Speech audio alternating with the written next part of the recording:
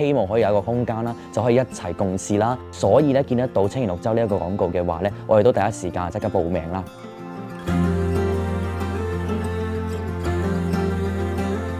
第一個我係阿澤，我係叫 Jimmy 啦。AI 其實係一個致力去將 AI 普及化嘅一個初創平台嚟嘅。我哋嘅目的同目標啦，都係可以將一啲用得着嘅一啲 AI 知識咧，係真係擺落去年青人身上。喺透過呢一年當中搞咗咁耐嘅一個產品同埋品牌，我哋可以推出去喺香港，喺一個更加大嘅地方，可以繼續去推廣到。其實我哋係開始咗做副業先嘅，有一個咁嘅 idea， 然之後開始做，但係其實發現嗰個時間其實係唔係好夠。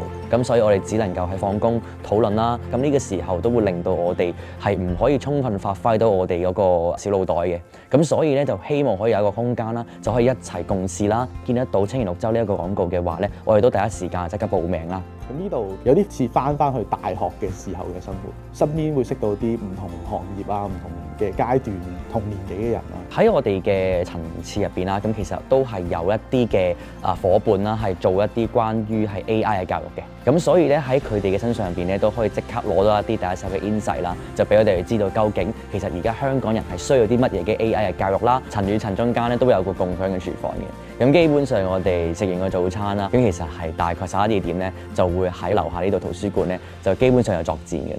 創業呢件事肯定係一邊痛苦一邊快樂啦，即係你見到所有嘢都係需要你自己推嘅，咁呢個過程其實係一個辛苦嘅過程。一齊奮鬥完成目標個滿足感係抵消咗好多創業時候嘅遇到嘅困難嚟嘅。要相信自己係可以做得到一啲比你想像更加大嘅事情。其實綠洲有一個地方好嘅就係有個共享嘅大空間，俾我哋去做下啲運動啊、打乒乓波啊，甚至打桌球啊。